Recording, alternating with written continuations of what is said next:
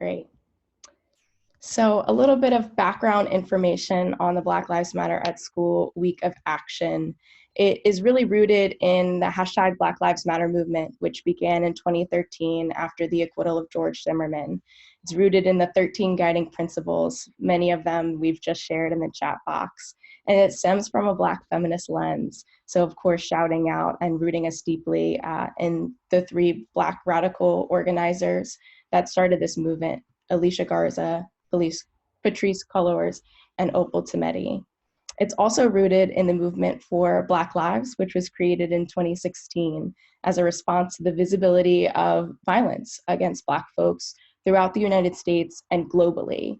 It developed a vision for what liberation would and could look like for all Black folks. And so in rooting us in both of those movements, we now see the Black Lives Matter at School Week of Action movement. And so it started at an elementary school in Seattle, John Muir Elementary, during the 2016-17 school year. And so educators and community members were planning on wearing their Black Lives Matter shirts to school to celebrate the Black students in their community at a time when there was a lot of violence against Black bodies that were both visible and highlighted throughout the nation. And so educators wanted to ensure that their Black students felt safe, felt loved, and felt affirmed as they came into the school building. So they wanted to wear these shirts. Unfortunately, a lot of news media outlets at the time had picked up the story that teachers were going to wear the shirts to school. And because of the news outlets that picked up the story and shared the story in very harmful ways, there was a bomb threat made to the school that day. And so in solidarity, around 3,000 educators in Seattle organized to wear their BLM shirts to school anyway and teach lessons about institutional racism.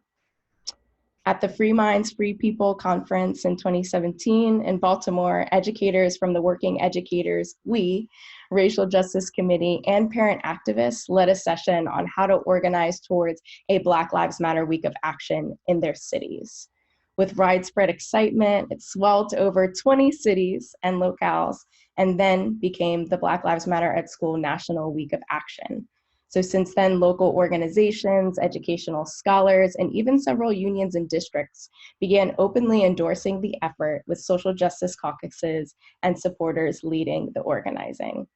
So over 20 cities now participate in this national uprising to affirm the lives of Black students, teachers, and families in places like Seattle, Philadelphia, Los Angeles, Chicago, Detroit, Boston, New York City, Baltimore, Washington, D.C., and beyond.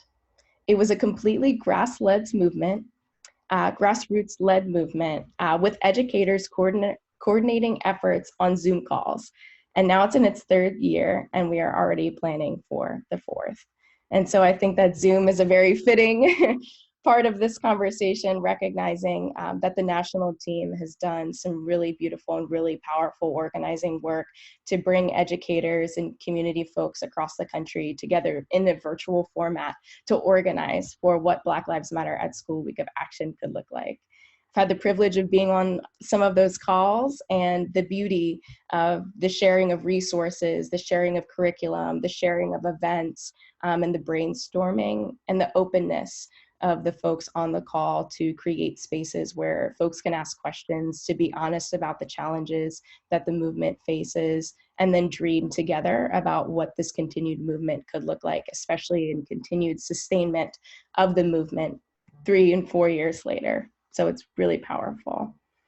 And I believe that this is a true testament to the power of educators and organizers when we work together to mobilize and organize to ensure that Black students see themselves represented in the curriculum, as well as their experiences and their lives affirmed, despite the threat of physical violence from the bomb threat and the overwhelming presence of state-sanctioned violence and anti-Blackness.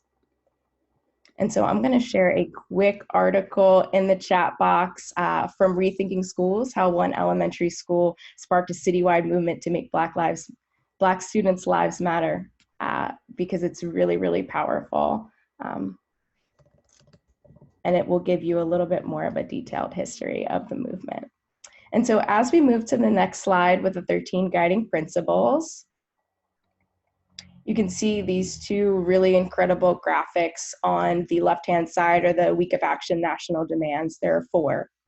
One, and zero tolerance in schools, recognizing that punitive discipline is not only a disservice to Black and brown and queer students in schools, but it is harming them physically, mentally, emotionally, and psychologically. Two, mandate Black history and ethnic studies so that Black students can see themselves and their experiences reflected in what they learn, but also so that all students can gain an appreciation and a celebration of the deep and rich history of the resistance and the resilience of Black people. Three, hire more Black teachers. And so today we'll actually hear from an incredible Black educator that I admire very much.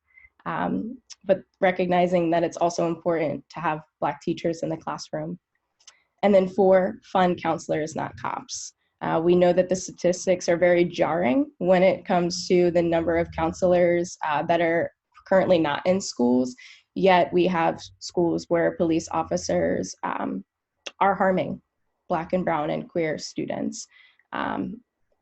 So those are the four Week of Action national demands. And then on the right-hand side, you'll see the 13 guiding principles that I shared a little bit more about in the beginning of this conversation. These graphics are incredibly beautiful, and I'm so deeply moved by them. So shout out to the National BLM at School team, Karen Davison, for these beautiful graphics. There are actually posters that we can share the link to after this call. So hopefully you'll able to share those with other folks, hang them in your classrooms, hang them in your communities, and even hang them in your home. I think that they're really beautiful. And so the Black Lives Matter at School Week of Action is more than just a week-long campaign. As Dr. Monique Morris said, schools must become places of healing so that they can become spaces of learning. And so this movement is a strategic and a deliberate effort to continue to fight for freedom, for liberation, for healing and justice in school spaces by creating space to teach a Black history and present of beauty and resistance that oftentimes gets erased, glossed over, or relegated to just 1 month and just a few figures. It is celebrating the powerful legacy and the impact that Black communities continue to leave. It is an opportunity to have difficult conversations amongst ourselves and with students about systemic racism, white supremacy, and anti-Blackness, and how those all contribute to injustice. It is the power to dream and imagine a world where every Black person is and feels protected and celebrated. It is moving from what Sabini Anama calls curricular violence and what Dr. Bettina Love calls the spirit burning of Black and brown students towards an actual path of healing and justice. And so during this panel, we will have an in-depth conversation about what truly makes students, families, communities, and all school staff feel safe at school. Panelists will share both their personal and professional experiences as parents, as educators, students, organizers, and how their transformative work really serves as a glimmer of hope for a future centered in equity and racial justice. They will provide examples and key strategies in supporting this work. And so before we start with the questions that I have, I want to give each panelist the space to introduce themselves. So again, for those of you that may have just joined, my name is Sierra Kaler-Jones. I'm the Education and New Fellow with Communities for Just Schools Fund and Teaching for Change. I'll be moderating this conversation.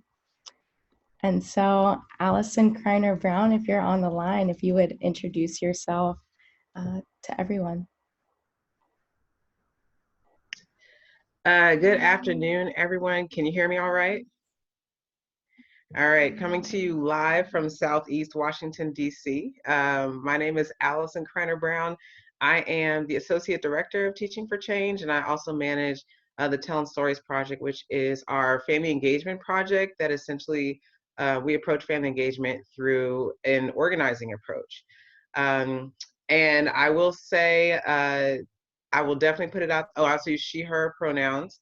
And I will definitely say in the context of where we are today and where the world is going. So I'm home with a 6-year-old and an almost 2-year-old. And right now, Daddy's got them, but hopefully the door won't crack open. So if it does, just we may have some guests at any point today. And I'll also acknowledge I am going to absolutely do my best today, but I've definitely spent the last few days figuring out what the next few weeks are going to look like with a toddler and a kindergartner, and structuring a full and productive day. So that's it. I am still very glad to be joining you all here today and have a lot of reflections to share. Sierra, I already forgot what the question was, but if there's something in particular you'd like me to touch on, just let me know. But I'm really eager and excited to discuss what we've learned, some of the stories we've seen from classrooms, and just reflections that we've seen teaching for change. And I'm happy to share as well, since yes, as a parent and someone who's in education. Thank you so much. And that answered the question, to just introduce yourself, and so thankful that you're here to be with us. And I'm, deeply inspired by your work, because I get to work with you every day. And we welcome all of the children, all of the loved ones onto the call. If you do have them, please feel free, if they come in. This is an open and welcoming space, and we're glad that everyone is here. So thank you. And I saw that you had to do a lot of Baby Shark singing and dancing. There's a 1 hour on repeat version, for those who need to know, but also there's a 2 hour version from the creators that has different remixes in it. Oh. But yes, the almost 2-year-old can say Baby Shark for sure. So yes, we're doing all right. Yes, a glimmer of joy in a cloud-filled moment. Thank you so much. So next I'm going to invite Kenesha Mills to introduce herself. Okay. First, I just want to say good afternoon to everyone. Thank you, Sierra, as well as Allison, Teaching for Change, and so many other people for being here. I think it's when we enter into uncertain times, I think it's always, I'm in a space of gratefulness and empathy. Do you know what I mean? Because I'm fortunate enough not to have children and think about Baby Shark, etc. So I appreciate you for giving your time and your resources. I am an 8th grade U.S. history teacher at Hardy Middle School, which is located in upper northwest of Washington, D.C. I'm also working with Teaching for Change as one of the coordinators for the DC Area Educators for Social Justice project that meets once a month to kind of talk about the curriculum that we're working on with children, but particularly how we can expose them to often unheard stories, or kind of to dismantle the dominant narrative that exists around US history, around ancient world history, and just general pedagogical practices that exist within the classroom. So I think that's everything. Thank you so much. And I've had the honor of being able to visit Kenesha's class. She did an incredible role play where her students put Christopher Columbus on trial. And I had the opportunity to write about it. So we'll share that link as well. And also really inspired by our conversations, and by the work that you do every day in the classroom with young people. So very much appreciate you. Thank you so much. Next, I would invite Denise Warnham to introduce herself. Hi, everybody. My name is Denise. I'm 22. I'm a mom. I have a 4-year-old son, raising a Black boy. I was president of the Boston Student Advisory Council program, which is BSAC. And BSAC is a citywide council of young people that advise around issues that impact the young people, especially young people of color and poor young people. As an organizer, I myself led campaigns to help dismantle the school to prison pipeline, and we worked on the Boston Students' Right app, which is really cool. It has 20, what's that say? Yeah, wow, that's so cool. It has 20,000 downloads so far. That's amazing. I worked on that my senior year of high school, and it's just really taking off, which is amazing. Yeah, and I write poetry. I write a lot of poetry. I love poetry. And Carlos wants me to mention, I'm in this really cool book called Lift Us Up by Mark Warren. And it talks about some of the cool things that Carlos and I have done everywhere for BPS. Yeah. That's it. Yeah. Oh my gosh, Denise, that's so dope. Thank you so much for sharing that. We'll have to put that in the resources document that we share out with everyone. That's incredible. Thank you. And lastly, I'd like to invite Ira Abu Bakr to introduce herself. Hi, everyone. Good afternoon. I'm Ira with Critical Exposure. I'm currently the Senior Program Coordinator at Critical Exposure / Youth Facilitator.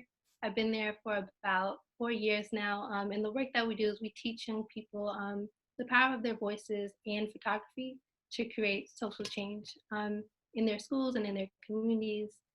And we've worked on multiple campaigns in schools and outside of schools to end school to prison pipeline. And I've been a part of some of those campaigns, which I'm excited to share tactics and talk tactics with you all. To make sure that we're creating a just world for young people and all people. Incredible. Thank you so much. So now I'm going to shift to the part of our webinar where I'm going to invite each panelist. I have a couple of questions that we've put together to really just dig into deeper conversation. And so first I'm going to turn back to Allison Kreiner Brown because I have a couple of questions to start with her first. So Allison, in just 3 years, the movement has grown tremendously in the DC metro area. This year and last year, over 150 schools participated, over 450 educators, and over 25 organizational endorsers. And this is just within the span of 3 years.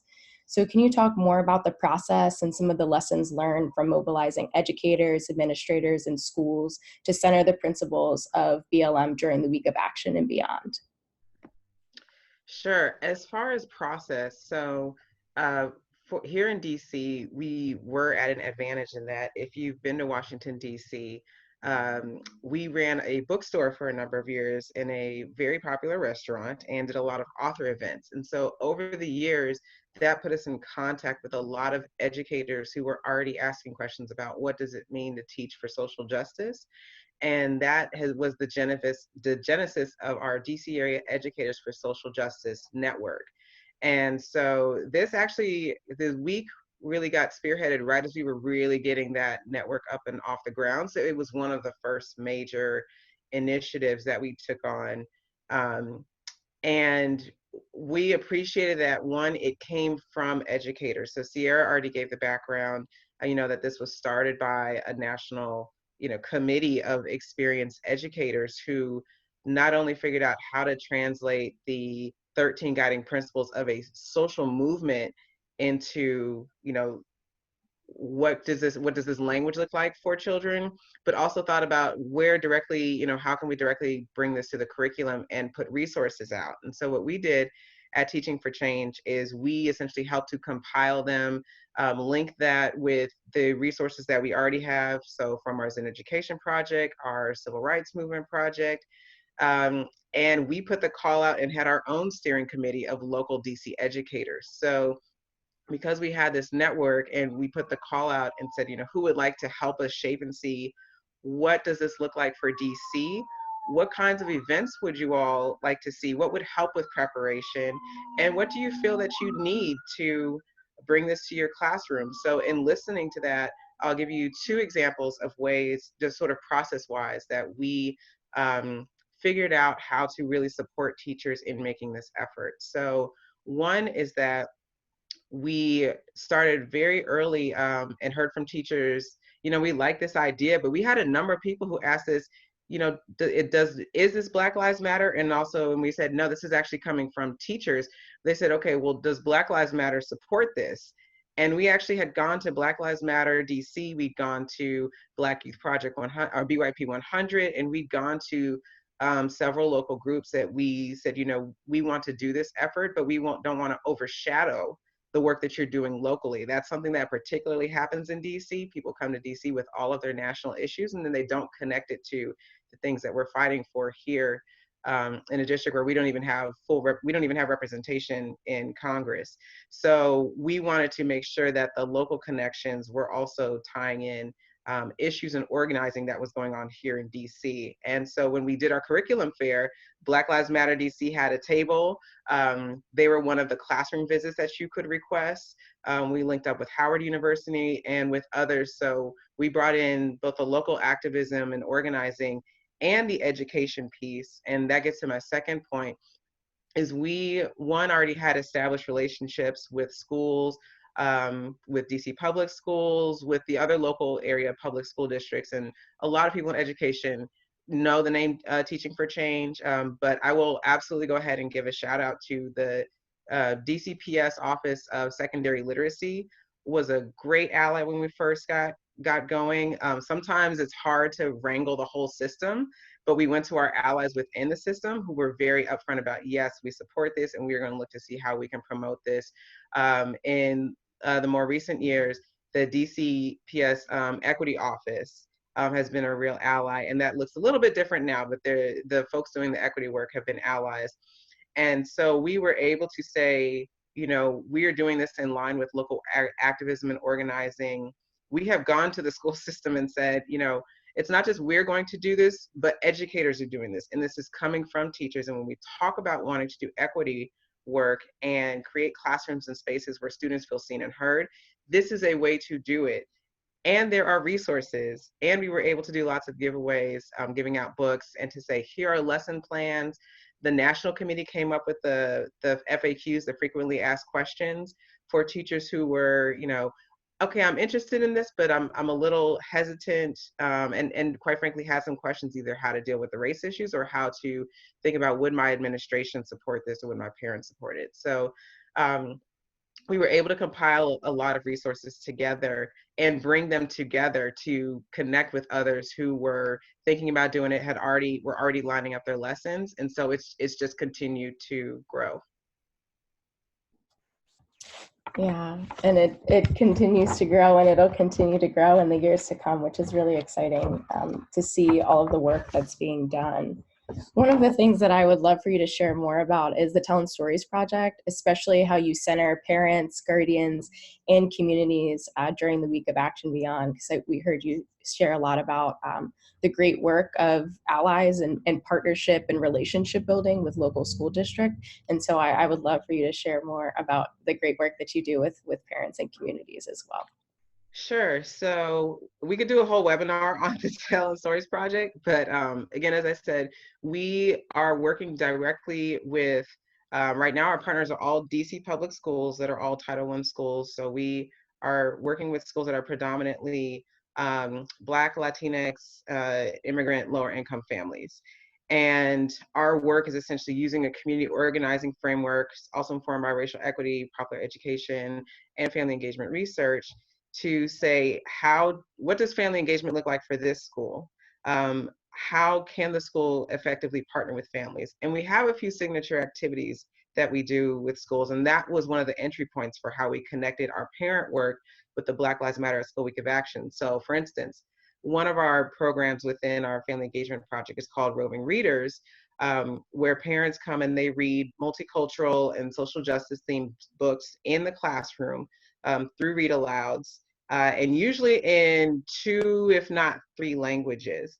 And Roving Readers actually started because parents at one of our schools noticed that you can get DC lawyers and lobbyists will come out to schools for their community service day, and they'll all show up and they'll come and read to the kids. And the parents said, why don't you ever ask us to read? And so there's this kind of, schools have this, you're welcome to come read to the classroom, but for the parents that we're targeting, we're like, you need to, set a date with them, invite them. We provide the books, we practice together, and we make it accessible to anyone regardless of your reading level. So our schools, this was some of the work we already had going on, and for the Black Lives Matter School Week of Action, they were eager to have parents come and read in the classroom, reading books that were along those themes. So we had parents reading books like We March, talking about activism. We had parents reading books. One book that we love is Catherine Atoshi's One for the younger children, which really gets into not just anti-bullying, but standing up for what's right, and standing up and standing with people to fight for what's right. So teachers were finding ways, particularly in our schools, to involve and include parents in this week of action. And a second story I'll share briefly is we had a school in particular, which I think it's fine to share. And I know the DC people will appreciate this even more. So one of our longtime partner schools is Bruce Monroe Elementary at Parkview. It's located just up the street from Howard University in a neighborhood that was predominantly Black, the Parkview neighborhood. And then when Michelle Reed tried to close the school, they merged with a school that was predominantly Latinx at the time. And so that's a school that our work has helped. Not only how does the school come together with parents, but how do parents come together and organize for the schools that we want and deserve for our children? And so the teachers and staff and the principal, the leadership at Bruce Monroe, they said, we really want to do something for Black Lives Matter at School Week of Action. Since the two schools have merged, because it is a bilingual school, not necessarily because it's a bilingual school, but it is a bilingual school, and they've seen their Black population significantly drop, and that has a direct ties into gentrification. And so the neighborhood is changing, who is enrolling in the school is changing, but also for the Black families who are there, a big part of our work has been we don't want them to feel pushed out in their own school. The Parkview School, which is the building they're currently in, that was the first elementary school in the district that was built to educate Black children. So it's really, really seminal. And it's also why you have to say the full name, Bruce Monroe Elementary at Parkview. And so what the principal decided to do for Black Lives Matter Week of Action is they focused on themes around globalism and diversity because they wanted to connect their Latinx and other students and families to say, you know, the Black Lives Matter movement connects to the struggles for justice for Black people here and abroad, even thinking about the home countries where some of them came for. But the principal also used it as a time to have the entire staff read articles and stories and to learn about the history of the Parkview School and the Parkview neighborhood and the challenges that the school had when these two communities merged. And so that was really intentional on her part because she wanted to make sure that the teachers and staff knew that, you know, our school community is still really an ongoing change, but we as a school, we as the school institution, as the people in it, we have to honor and recognize, quite frankly, the Black village that was the Parkview neighborhood and school and still is, and to value the contributions of Black families and the Black neighborhood to the school community that we have and not forget them and keep them up front. So that was a great tie-in for how teachers weren't just looking at what they could do in the classroom, but the principal said, here's something we're going to look at as a school. So yeah, we always love when we can have direct ties and connections to our curriculum work and our family engagement work. And I think that was a great way to honor Black families. That's really all incredible, and I see some of the conversations going on in the chat about all of the intersections between the different types of justice, and I think about, as you're talking about bridging relationships between educators and school districts and communities and families. I think about two folks that are also on the call, Rosalie and Letha. We were able to put together a conversation at Free Minds, Free People this past summer. And so using the Teaching for Change lessons, our mixer lesson around Resistance 101, which I'll drop in the chat, and how do we lift up the local history, the local organizers that are in our communities in classrooms, so that, you know, students are able to be like, oh, I know that person, or oh, that person's my neighbor, or, you know, that person is my guardian, or they go to my church. So I think that it's really beautiful and really powerful, the many ways that you, Allison, and Teaching for Change and the Telling Stories team really bring together all of these different pieces to highlight the local history that's so deep and so rich, and really lifting that up. So thank you so much. Yes. So I'm going to segue, as we're talking about lessons and curriculum, I'll segue over to Kanisha to share a little bit more about her work as an educator. And I would love for you to just share some examples of how you teach Black history, structural racism, and anti-racist movements in your classroom. Sure.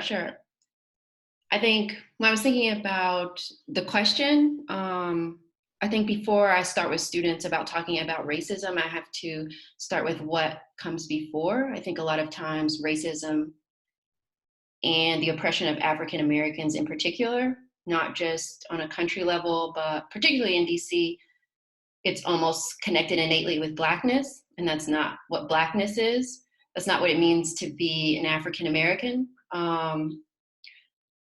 So I think always for my students, the first thing is a reframing.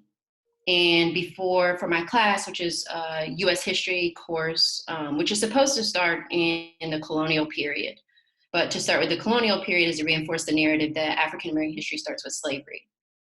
And instead, there's a pre-unit that I do with students, which is kind of a jigsaw activity, teaching them from the very beginning that they are experts on their experience, and that now we're just going to add some more resources as well as materials to help them depthen their knowledge, to have a basis of understanding of the greatness that is within them, especially as African American students. So they start the year off primarily with becoming an expert either around Mali, Mansa Musa, Ghana, Songhai, or Benin, talking about what were those cultures and civilizations like before, and afterwards moving forward to discuss what type of contributions do those people make to the United States.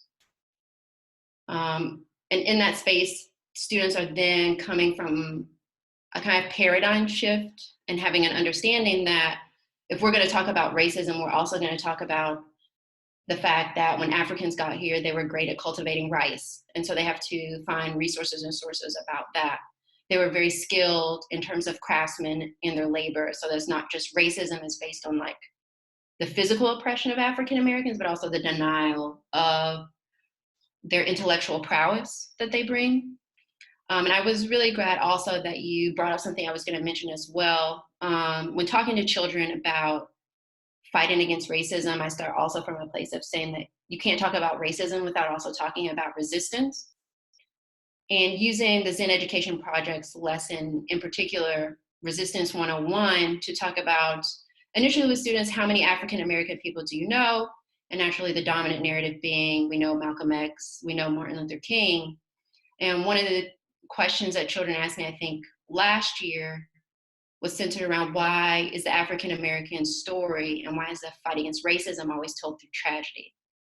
And so then instead, I had them look at people such as Septima Clark, Rosa Parks, Claudette Colvin, Fannie Lou Hamer, Bayard Rustin, as well as so many others that have contributed to African American history, and then come up with a guideline of why are African Americans actually heroes, rather than starting with a discussion of racism, but what are the unique contributions that they've made to society. This will lead to my 8th grade students at the end of the year. They also have a culminating project that they have to do for my class in terms of history is not just told through words, it's also told through imagery, and doing a short research project on who's someone that's missing in the common narrative about African American people. And if they were to ask someone to draw them, what would they want to look like? What would they want to see next to them? And how would we tell their story in a way that celebrates all the contributions that they've made? Wow, that is so beautiful. And I see so many chats coming in about saying that we wish that we could go back to school so we could have you as our teacher. Oh, thank you. And so you also help to coordinate and plan the People's History Working Group with DC Area Educators for Social Justice. So can you tell us a little bit more about the working group and your work in bringing social justice educators together to network and share resources? Sure. The thought for teachers to come together was born out of this past August. Time magazine reproduced a reprint which said Founding Fathers, American visionaries who made our country great. And I think oftentimes as teachers or as historians, we become so frustrated about so many things that our children are exposed to, which we have no control over, or we're told to teach, which we feel are, quite frankly, inaccurate.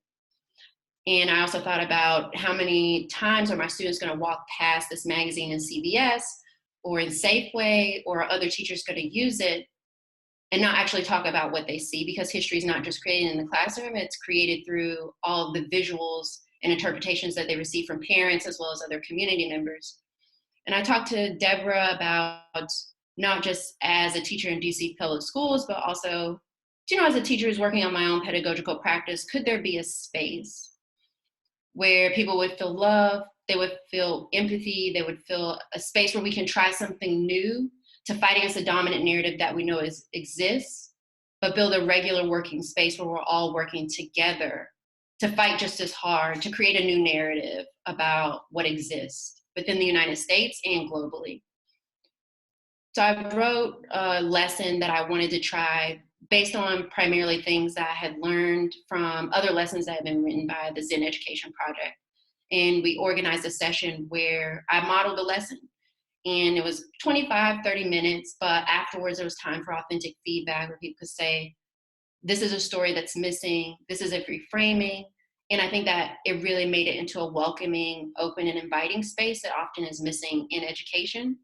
So now Zen Education Project and I have regularly been working once a month, if not more often, to talk to teachers either visually, now that we're moving to more of a virtual model, or in a private space where people can try lessons that they feel will fight against dominant narratives that we see every day in a way that will give children the tools, the words, the access to resources in a time to say that the resistance that you've read about in your classrooms isn't just something that happened before, but also something that we need to do today in terms of narratives that are being retold that are inaccurate.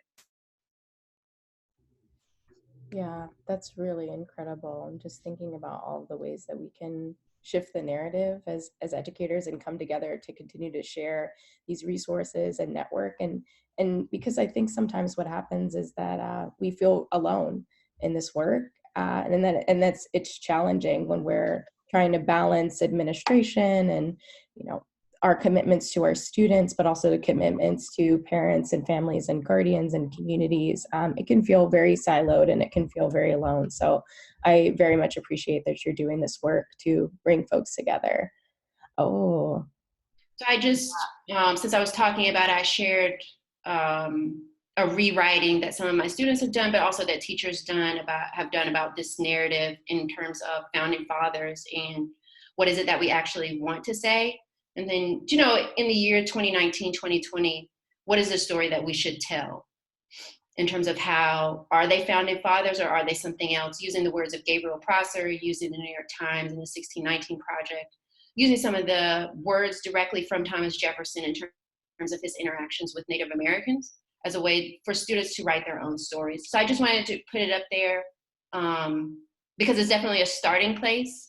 And I definitely think in a starting place, it made the students feel like they had a voice, but it also made teachers feel like this is something that's accessible and I'm more than capable to do this work, which I also think is a part of this space. Teachers not only live in silos and feeling alone, but because of the political relationships that exist with administration, that exists with parents that don't agree with this work or haven't been won over to this work is what I actually believe is more accurate. And it's really been successful in really allowing people to see that there's power in the try, and the try then turns into effective work that only gets better. That's so powerful. And thank you for sharing this image with us and just being able to see that visual and being able to rewrite and reframe that history. So thank you so much. Sure. I'm going to turn now to Denise for a couple of questions that I have. And so I had the opportunity to go through the Listening Works training and met Denise there. So I would love, Denise, if you would share a little bit more about Listening Works and the action and support model is about human connection and safety. So can you talk more about the model specifically as it relates to restorative justice and empathy? Yeah, so you definitely touched on it right away. The big thing that we focus on is restoring human connection and actually taking the time to remind people that we are human and we have been through things. And we can't necessarily fight a bigger fight without understanding that there's a fight within ourselves that needs to be distinguished, but also supported. So the Listening Works frameworks that we have provides not only it doesn't only ensure safety, but it gives a feeling of safety that we want to have in our schools, but we don't necessarily have it yet. The healing work that we do is all about being able to build each other up by working directly on the things that hold us back the most. We offer support to our organizing family and other great organizers, and we build a family and a team and find a way to support each other by offering a different healing strategy that is all about the individual. Sometimes we get lost within ourselves when we're so dedicated and constantly giving all of ourselves to what we work on and what we fight on. We lose that touch of who we are as individuals, and it's important to remember that who we are is just as important as the battle that we're fighting, and that we can't fight that battle without remembering our worth as Black and brown people in an organizing community where we're constantly being pushed back against. So our motto really helps by putting, the restorative justice feeling of stripping down all labels or whatever it is and putting us all on the same page to actually be able to connect with one another face to face and to really listen to each other, and effectively listening and knowing how just starting with listening begins a whole path. So yeah, we like to use this time to remind each other that we're human. We practice empathy, really learning how to listen to each other. There are so many different forms of oppression that we all face, whether we're young adults or bigger adults, or even like down to the little people. We're all constantly facing different forms of oppression, and we become so clouded. But being able to start the process of listening works, of the process of healing, whatever that may look like, just the start of it, it ignites the light within inside of our young people. It's what makes them so resilient. They get knocked down and they're constantly getting back up because they know their fight is worth it. So we take on the restorative justice practices and bring everyone to the same level, as I mentioned earlier. We talk about the issues that affect us as Black and brown young people in our schools and our homes all the time. We have our support Wednesdays, which are really cool. We offer a space for all of our young people in our organization to come and really actually be able to talk about anything that's going on. Because all of our young people are affected by so many things outside of the school. It's hard to focus on school when your life is even more chaotic. So we cry, we scream, we laugh, we shake, we make silly faces and weird noises, but it's all a part of being listened to and really being able to understand each other a lot better, and allowing our young people to express what's going on within themselves and in their homes, to create a better and safe feeling school, to start that process of actually being able to heal, to fight the fight that we need to.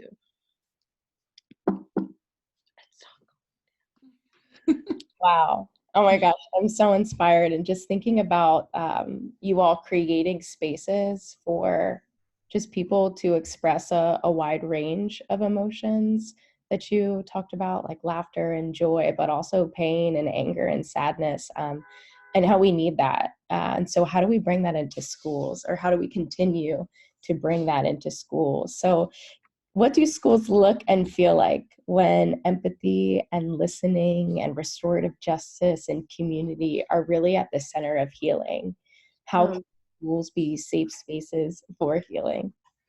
It's funny because Carlos and I were talking about that earlier, and my first thought, I was like, it's a little Black and brown utopia, like all of our little happy Black and brown babies having access to actual resources and being in spaces that are meant for them, that are built for them, because the schools we have weren't built for them, and they don't cater to what it is that they need. And I think as being a mother of a young Black boy, that the more time I spend trying to better him, I'm actually bettering myself and getting to understand that, kids are like, they're crazy, they're amazing, they're capable of anything, really. And I wish I had more of people say that to me as I was myself going through the discipline process of being used to being kicked out of schools and suspended for fighting or not really feeling heard, or being told I speak up too much, or whatever the case is. It's the more time I spend with him and he tells me, "Mommy, I'm not happy." And I'm like, what you mean you're not happy? I do everything. What do you mean you're not happy? But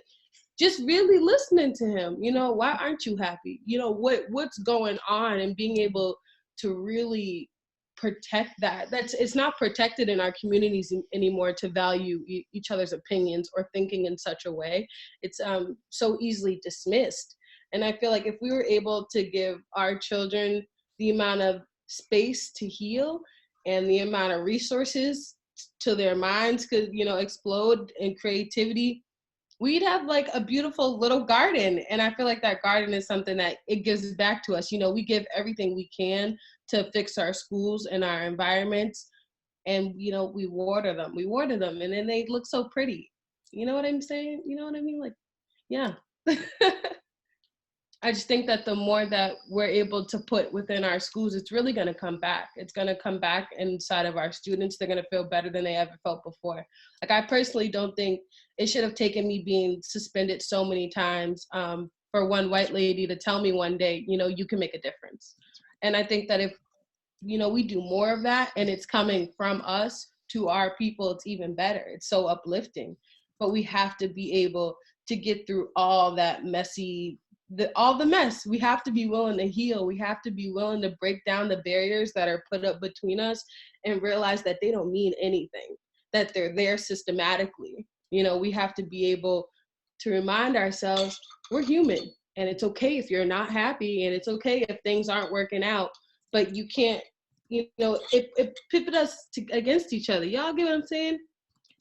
We can't let it keep putting it against each other. So we have to understand how important it is, how we are so important, and what that means to our movement. Because our movements don't mean anything if we ourselves don't believe that we mean as much as we truly do. Y'all get me? You know what I'm saying? You know what I'm saying? Yes. Ooh. I'm sitting here, my camera's on, and I'm snapping, and I'm like waiting and taking notes and all the things. Wow. Yes, we feel you, we see you, we affirm you, and we love you. Yes, all of that. Thank you so much. Feeling very, very inspired right now. Absolutely. Great. So I'm going to turn over to Ira and invite her into the conversation because I have a couple of questions. Let's see, just wanting to make sure, internet connectivity sometimes is a challenge. So just wanting to make sure that she's here. Yeah, I'm still here. I've Okay. been really inspired and honored to share space and learn from you all about going. I'm sorry I'm having technical issues, and so I'm trying to That's navigate it. But no, yeah, we're so glad that you're still here. mm-hmm. So my question for you is, you began this work as a graduate of the Critical Exposure Fellowship class and then transitioned to a staff member position. So I would love for you to share with everyone, what are some of the lessons that you've learned during your time with Critical Exposure, specifically in your work organizing in schools?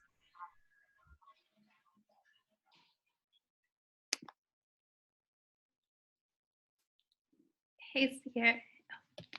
I can't hear you. Can you say it again? Sorry. Yeah, absolutely. So my question was, you began this work as a graduate of the Critical Exposure Fellowship class and then transitioned to a staff member position. So what are some of the lessons that you've learned during your time with Critical Exposure, specifically about the work that you've done in organizing in schools? Yeah, so I got involved in Critical Exposure, I want to say my junior year of high school. And I was at a place where there was just a lot going on in my life. I mean, personally and in school, and I had run-ins with teachers. It just didn't feel safe or seen in my school. And I remember the first time there was a facilitator who used to be a part of CE Pierre, and he actually was the first adult ally to ever actually want to hear what I had to say and include me into the conversations and kind of show me kind of put terms to a lot of things that I was already experiencing in my community, right? And through that, I was able to get connected to CE and continue on and become a staff member. So I want to say the lessons I've learned is the power of my voice. I think oftentimes young people voices aren't included in the conversations because a lot of the stigma just around young people in general, particularly Black and brown young people. And so being a part of CE to help me dismantle that internalized oppression to be able to then use my voice to be a agent of social change. And so that was one of the biggest things. And then I think the importance of community. CE was the first place I found community and was in community with other folks who were not only not only I was sharing struggle with, but folks who actually wanted to be resilient and resistance in this work and like create changes in their community. And so that was just very powerful for me. It helped me move from hopelessness to a place of wanting to do this work and get things done and actually do this work. And then I think I learned the importance of photography. I think oftentimes it's hard to put words to the things that we're experiencing. And so through photography, I was able to take pictures that kind of but necessarily couldn't put into words. And then through that, I was able to communicate with others about how I was feeling. And then being able to use photography, like understand how photography was used in movements to actually spark movements and continue movements, and how it's important to document movements as well. And so then being able to take pictures of issues in my community and show it to decision makers and adult allies or folks who are yet to be drawn into the work, to get them drawn into the work. And that was very powerful for me to see how photography can be used in that way, and just media. And then I just learned values, like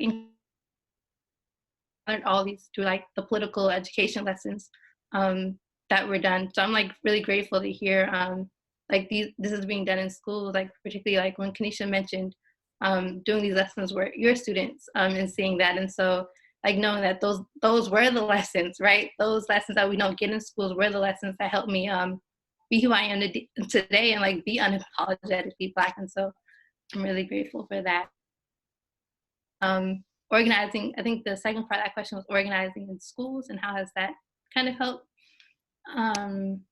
I think oftentimes students have answers to issues. Oftentimes we're pushing policies and we're just pushing policies that ultimately affect students, but we're not asking them what are the root issues that they're going through to then build solutions that are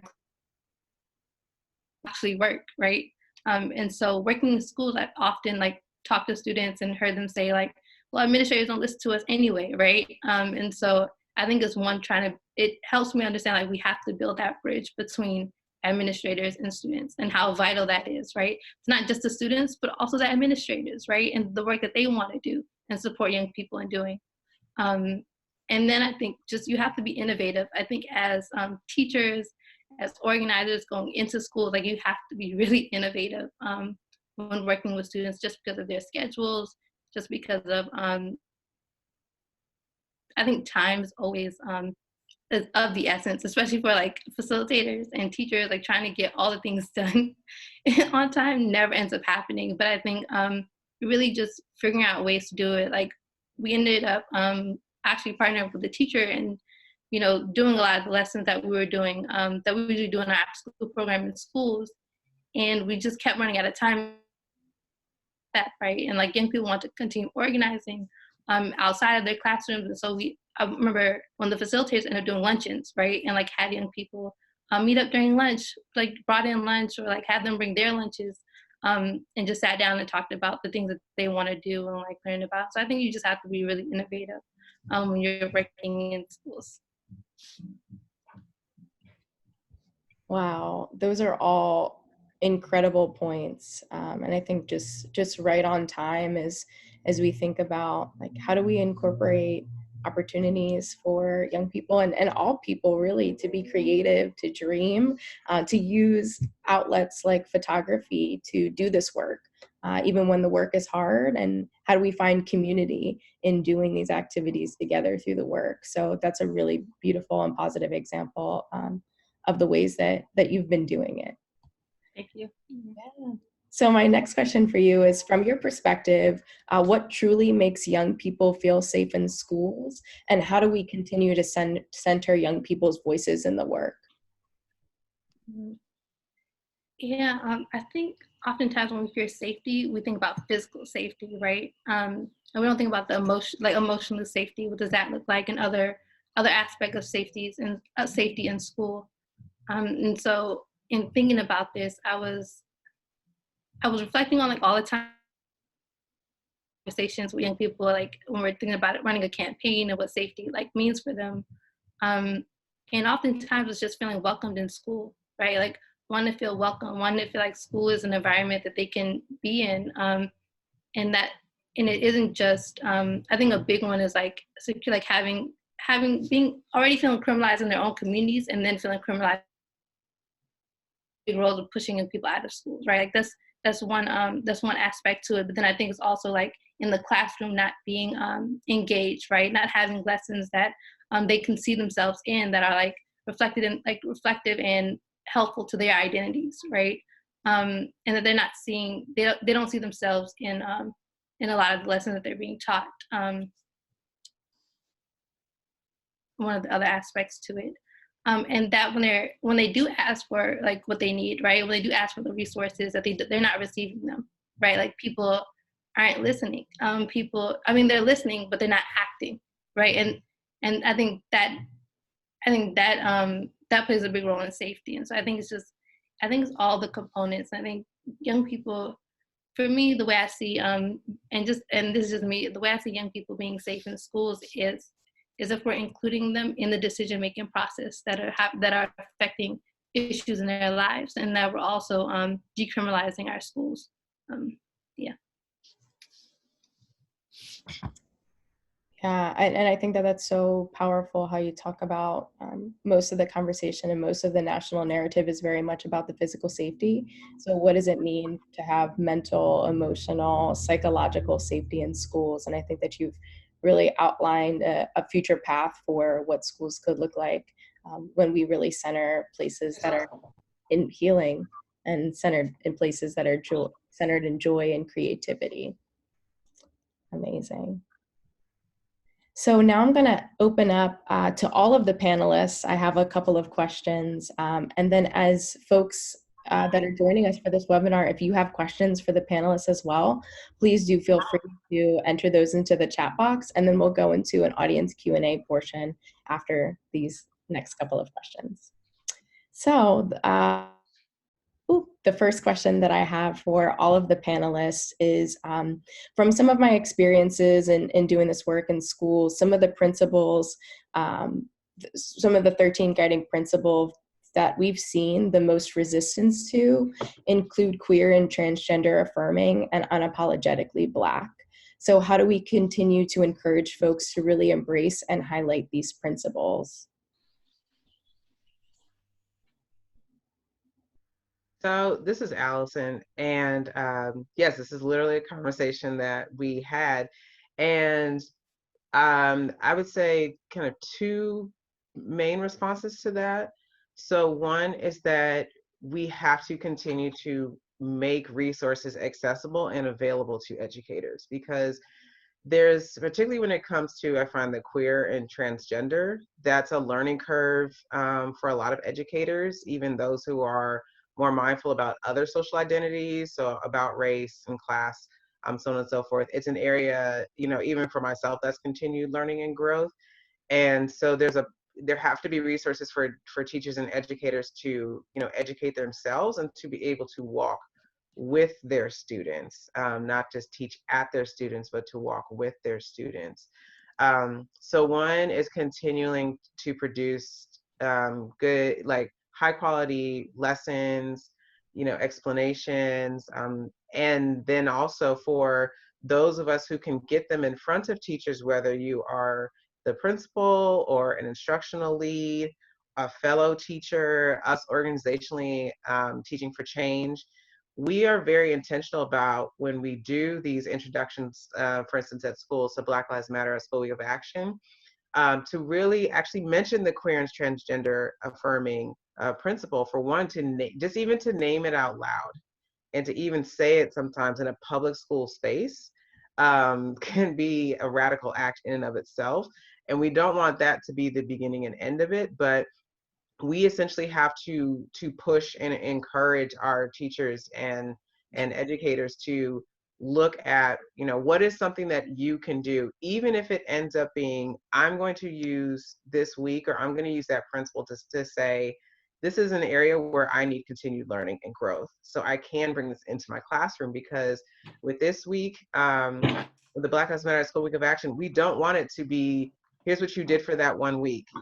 We wanted this to be something that you use to continue and push you through the year.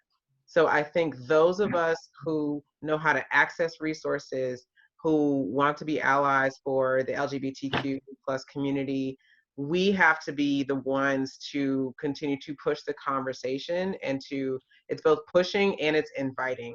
It's inviting people in to learn more, inviting people in to do something with their students. And another point that always is, particularly with educators, is race and class. Race is at least a bit easier to see in most instances, as opposed compared to LGBTQ, status. And I think for our educators, it can be very easy to say, I have a classroom and I have, 10 Black students, I may have 5 white students, and maybe I have 5 Latinx students, but they don't necessarily know how many of those students are LGBTQ, or where they may be at in that particular journey, or who is in their life. And just because you can't see it and you may not feel like it's impacting you directly, does not mean that it's not impacting your students, particularly when we're talking about systems of oppression. And that carries across all forms of identity. So I think we who want to be the allies, the organizations, down to the individuals and our institutions, we have to continue to raise and lift up our LGBTQ plus community when and wherever we have, and continue to encourage, push, and invite educators to see this as part of their growth, and them educating their students to incorporate these voices and experiences, and not to have to become the expert, but to really have to think about, what might your students need?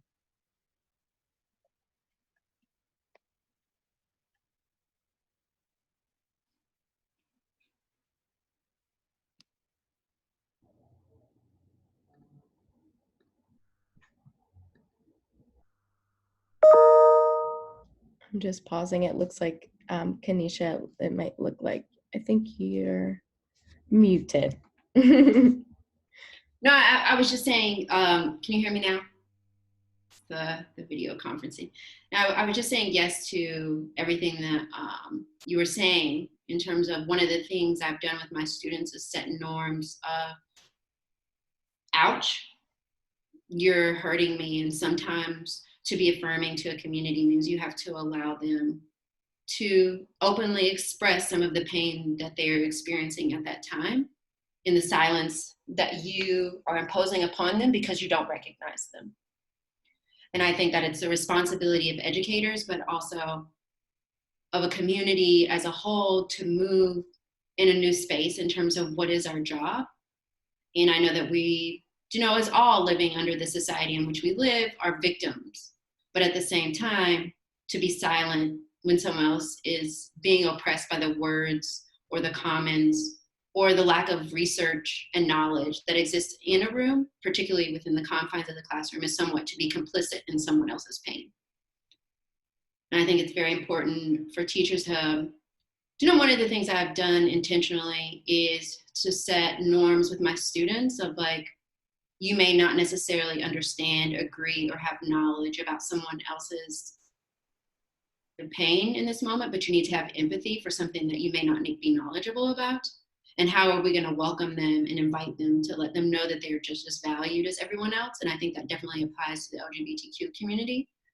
I think words are used sometimes to shroud the victimization that we give to people, in terms of, particularly what you mentioned, Allison, of, well, I'm going to talk about race, but I'm not going to talk about the oppression of the LGBTQ community because I'm not knowledgeable about it, or I don't know how to bring it into my classroom. And one of the things I think is so poignant that you also said is, it's not about the Black Lives Matter Week of Action, but that's just a touch point, a starting place, a beginning to doing this work, which is, also, in, quite frankly, being intentional about the selection of sources and what do you talk to students about and how, and also opening this space to say that students are also teachers. And as an educator, there are a lot of things that I don't know because they're not part of my identity in terms of race, class, or, heteronormative identities that I may live under myself. But instead, I need my students to teach me, what is it that they need? What is it that the community should know? What is it in society that needs to change for them to also feel welcome? And I think that's something that's, we have to be intentional about doing in more than just the span of 5 days, but over the course of the year, and, hopefully within this work, over the course of many years, to dismantle those forms of oppression that people face.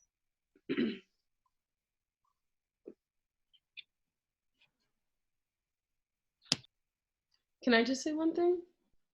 Yeah, absolutely. Yeah, I think, right, if we're trying to build each other up and strengthen our communities to be able to fight our oppressors, we can't continue to oppress each other. And I think that's what happens a lot of time, especially when we get wrapped up in different movements. And, you know, the tension rises and it gets really heated sometimes. It's just, it's so easy to attack each other.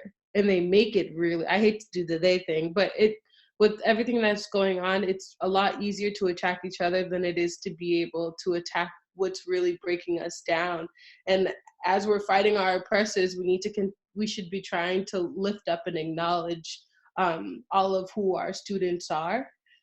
What was the other thing we were saying? Oh yeah, that, you know, the more that you're able to focus on healing yourself, the better your vision and your clarity is. You know, your third eye, to a sense, to say, really is, because the more that you have spent that time focusing on what's been hurting you and what's been breaking you down, you can see other people's hurts a lot more clearly.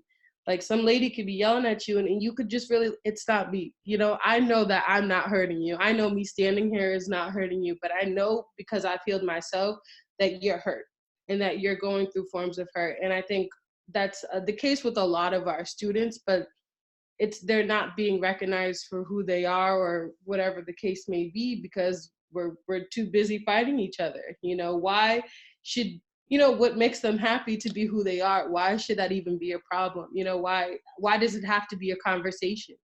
You know, but it is a conversation, and it has to be a conversation because we're too busy, you know, attacking one another. I feel like that happens a lot. You know what I'm saying? Yeah.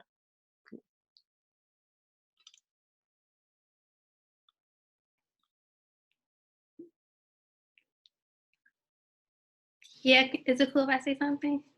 Of course, yes. So I definitely co-sign with all of it. I think just in addition, I think a lot of people, and what I'm noticing is just like a lot of folks think these identities are new identities and they've been existed. And I think a lot of time is like combating that miseducation, right? And just that education just around it, that these identities have been here. These identities have contributed to these movements, have created just, I think it's really adding that context for folks. I think when I do it, particularly with young people who I work with, it definitely helps in them seeing that these identities are real identities, and they exist. And I think it's also a part of that, like, just because it doesn't affect you per se, it doesn't mean you don't have to care. And I think it's about, I think it's really about like tying it back to community. And when one of us is not safe, then all of us aren't safe. And, you know, we have to continue creating safety for each and every one of us. And I think it's tying it back to that, that education piece, and then that importance about community. Yes, absolutely. And I love that you ended with that note of, you know, when one of us isn't safe, none of us are safe, and the importance of community and of healing in this work together, of how we need each other, especially in this moment, a moment that's challenging, a moment that's scary, you know, to be completely honest, and expressing some of my emotions. So what does it mean to really lean into community, to work together to envision what a better future will look like?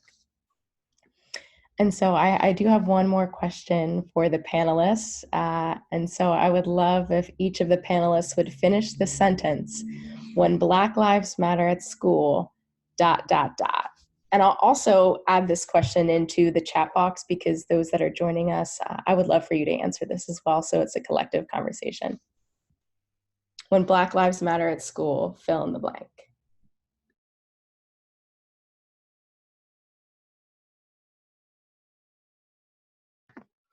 I was looking for my unmute.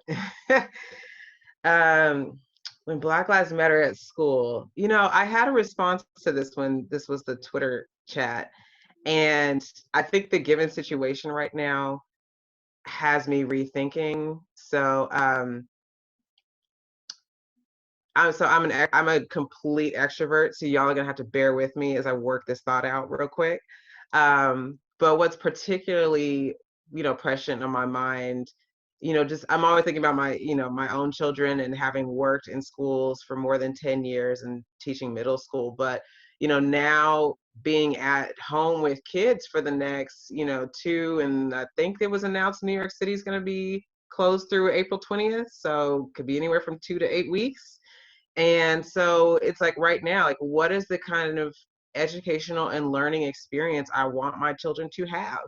And right now at this moment, my husband and I have the opportunity to be the ones to give it to them themselves. But just even, we started this morning, I took a cue from some homeschoolers of advice. We started this morning with the morning meeting, and he and I checked in last night, and we said, this is going to be stressful, and there's a lot going on, and the kids aren't going to be off the routine, and there's no way to explain this to the 2-year-old.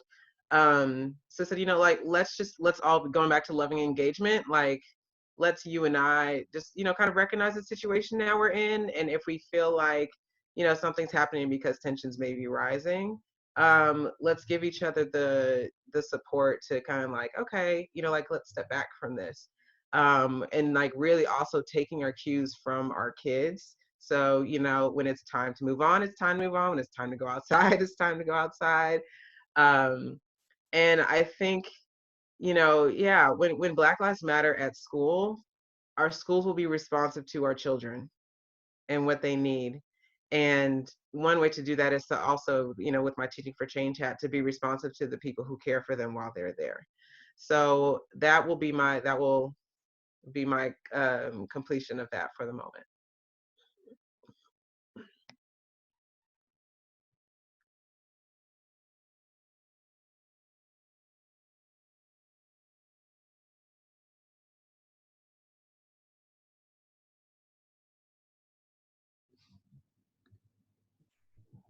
All the things have to put in a sentence. I think when Black Lives Matter at school, Black students are affirmed in their identity, and it breaks the cycle of school to prison pipeline. It also educates other groups of students on racial and educational equity. I think it just moves us to a just world. That's,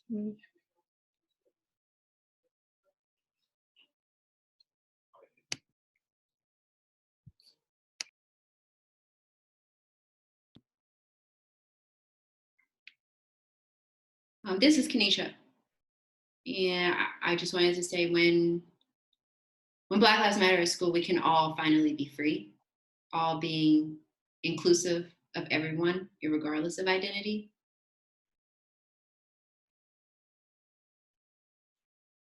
Period. I'll leave it very succinct because that's how I feel about it.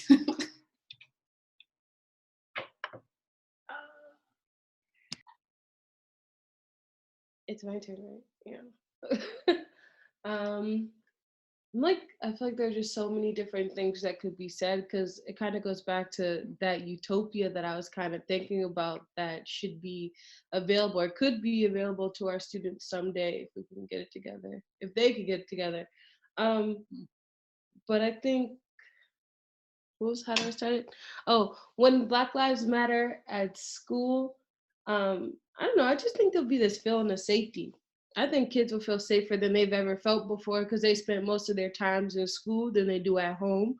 And even if they're on the streets, they still spend more time in school than anywhere else. And even just speaking personally, with everything that I've been through with my mom, being a single mother raising her children, I felt safe enough at school to go to school, but to actually have a feeling of safety, like me and my peers are safe, my creativity is safe, my intelligence is safe, who I am as an individual and what I represent is safe. Like, I could walk around and I feel safe. And I just think safety in general it's a really, really big topic.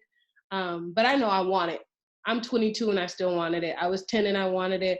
I was 13 and I wanted it. It's something I still want. And especially as my son continues to grow, I'm always like, don't touch nothing. I want you to be so safe, be careful doing this and be careful doing that. It's a weird way in which I think that Black people kind of want safety and don't really say it, because we don't get it. It's not insured, no warranties or nothing.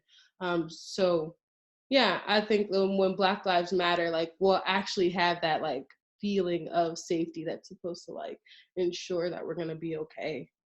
And I'm tired of worrying about if we're going to be okay. So yeah, that makes sense, right? Yeah. Yeah, that makes absolute sense. Wow. Wow. And I see so many folks coming in the chat box too. And just, I'm trying to pull all of the answers into a document because I would love to share this with you all afterwards. But these are some of the things that folks have been saying. And this is when Black Lives Matter at school, young people of color are empowered to imagine and create radical new futures where all people are liberated, where Black students are affirmed in their identity, and it educates all students to celebrate and affirm those identities, where we can all finally be free, where learning is joyous, where, as you said, Denise, your creativity is safe, your intelligence is safe, where you can walk around and feel safe, where young people are affirmed, loved, and supported, and they will have the space to dream up endless possibilities for their future and their present, where they are seen as inherently brilliant and make up the achievement gap as a thing of the past, where Black students can safely and fully show up as their true selves unapologetically. And so as we get ready to wrap up the conversation, I would open it up. I'm trying to look to see if there are any more questions, but in the meantime, I know there's a couple of additional resources that we would like to share with you all. What we like to do in these webinars is that we pull the resources that have been shared in the chat box. We'll follow up with a resources sheet. So you'll get a recording of this webinar, but also additional resources that we've pulled together. I know Allison Kreiner Brown wants to share something in the chat box with everyone, and I have additional resources that I would like to share, and then I'll pull together some final and wrapping thoughts. All right. Hi, everyone. So I just dropped something in the chat box. So after BLM week last year, as a staff, we really reflected on, because we were, just the responses we got from teachers and what we were seeing happen with the Black Lives Matter at School Week of Action in classrooms. We were like, whoa, this is like, it was growing, and it's something that is, continuing to grow. But we were also just seeing really amazing teaching and learning that were coming through the Black Lives Matter at School Week. So I wanted to make sure you know that we have wrote down some of our reflections. One of the ones that stands out to me is that I'll share two quickly ones that stand out to me. So one is we saw that this was helping students connect history to the present in very real and different ways. So we had teachers who started out lessons teaching about the Constitutional Convention by first talking about the Black Lives Matter at school, or the Black Lives Matter principles, and then making connections to what were the principles, that the founders of, the country that we're in, like using that as part of a critical lens. So it's really a good framework to start to help make different connections to students that are very, very present. And the second one is that, going back to our conversation about LGBTQ and Kanisha's great comments about, what do I need to learn from my students? In planning for the week and in doing the lessons and activities for the week, and as schools are planning their activities, we found that these principles, when schools and educators pursue them, really put young people and their educators and administrators in dialogue in ways that they haven't been usually in school. So it changes the kind of communication that we see between young people and their educators. So I know Sierra will compile that and share that out. But for those who are really interested, particularly on the teacher side, or how to encourage this more in your school district, we really wanted to make sure that you all knew about that. Thank you for that great resource share. It's one that I like to look back on and reflect on often as we do this work. And so as we prepare to wrap and in our time together, I feel like I'm leaving having learned so much, and I'm feeling really inspired and really encouraged, because just thinking about the moment and thinking about the future and the uncertainty of the future, there's a lot of challenging feelings and a lot of emotions. So wanting to recognize that, wanting to lean into it, wanting to sit in it, and not run away from it, but recognizing that we are all in this together. And I've learned so much. And so I've pulled some of the major themes from the conversation that really resonate with me today. And so in thinking about when Black Lives Matter at school, it's about teaching the truth. So not starting with oppression, but starting with the heroes, the skills, the creativity, the brilliance, the vision, as Kanisha shared with us. It's about the power of images to speak and tell the stories that we're not always able to find within words, as Ira shared in photography, and as Kanisha shared as some of the images that she's brought into the classroom. The importance of not being silent about this work, not being silent about the multiple, the complex, and the intersectional identities that students hold in the classroom. It's about young people being at the center of the decisions that affect their and our lives. So thinking about what Allison said about taking cues from the little ones, and when they're ready to stop doing certain activities during the day, what does it mean to shift, and what does it mean to be flexible to really create space for them to do what they need to do and what makes them feel good in the moment, as we create spaces where they feel comfortable and they feel safe. It's about the importance of healing, about community, and mental, emotional, psychological healing and safety. It's about love, and it's about affirming one another. So Denise reminded us that we have to be willing to heal. And when we heal, there will be a better vision. And the more that you create space to heal, the better the vision and the better your clarity is. And so we can see people's hurt a lot more clearly. And as Ira told us, when one of us isn't safe, then none of us are safe. So how do we continue to do this work together?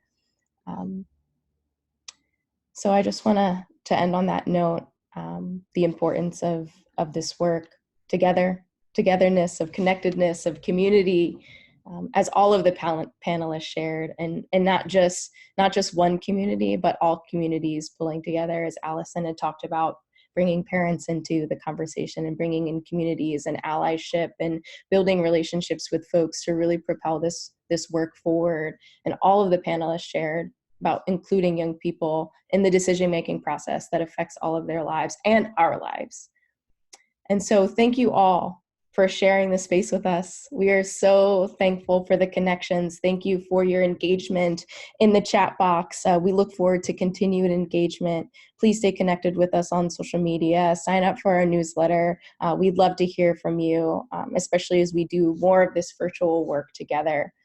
So much thanks for the panelists who have shared their work and are so bravely leading this work. I am honored to be able to share space with each and every one of you. I'm encouraged and I'm inspired and feeling very emotional about all that you have offered us today, for what the future could really look like when Black Lives Matter at school. Thank you to all of the educators and all of the organizers, the family members, the guardians, the parents, the school staff across the country who fearlessly lead in this movement and do this work in classrooms and communities every day. And of course, thank you to the CJSF team who worked behind the scenes to put this together. And please, please, please keep in touch with us about future webinars. We really look forward to being in community together again soon. Thank you all so much. Wishing you lots of safety, lots of health, and wellness to you and your loved ones as you continue about your day. And thanks so much for carving out a piece of your day to be with us. We really, really appreciate it. And we appreciate you. Have a great evening, y'all. Look forward to following up. Thank you. Thank you. Thank you. Thank you. Everybody. Yeah.